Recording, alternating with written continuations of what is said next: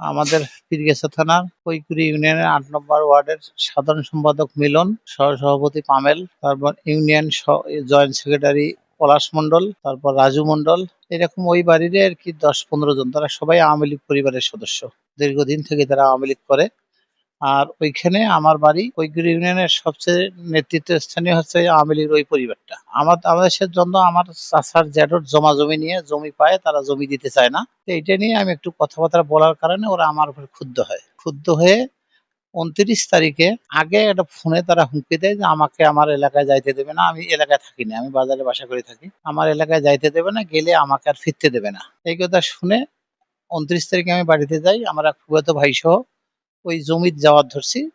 যাওয়ার পথে যে পলাশ ইউনিয়ন আওয়ামী লীগের জয়েন্ট সেক্রেটারি, ওয়ার্ডের সেক্রেটারি মঞ্জুরুল ইসলাম মিলন, হারুন মণ্ডল, পামেল, তারপর শাহাদত, এরকম আরো আর কি ১০-১৫ জন আমাকে অতর্কিত হামলা চালে। প্রথমে এখানে ছোড়া মারে, এই যে ছোড়া মারে এখান থেকে রক্ষা পাই। তারপর এই নোকটা ছোড়া মারে, এই নোকটা আমার এখান থেকে পড়ে যায়। পড়ে যাওয়ার পর ওরা আমাকে ধরে ফেলে এইখানে চাইনিজ করে দিয়ে আমাকে আঘাত করে। এখানে যখন আঘাত করে তখন আর আমি কিছু বলতে পারি না। তারপরে আমি ঘন্টা ২ পরে আমি টের পাই যে আমি রংপুর মেডিকেলে। তারা বরাবরই সন্ত্রাসী। আমার চাচাকেও তারা আজ থেকে ২০ বছর আগে এইভাবেই রাস্তায় অ্যাটাক করিয়ে তাকে পঙ্গু বানিয়ে রাখছিল। সে ২০ বছর পা হারা ছিল, চোখ হারা ছিল। গত রমজানে সে মারা গেছে।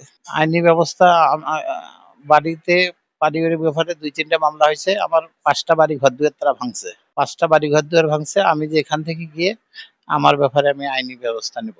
প্রশাসন জানে, সেনাবাহিনীও জানে। সেনাবাহিনী বলছে যে ওনার যেহেতু ইনজুরি হয়েছে, উনি ট্রিটমেন্টে আছে, উনি না আসা পর্যন্ত ওনার সিদ্ধান্ত ব্যাপারে হবে না। না, আরো কয়েকজন ইনজুরি হয়েছে। আমার এক চাচাতো বোন আছে, তাকে মারিয়ে এদিক সব হাত পা সব থেঁতরা করা হয়েছে।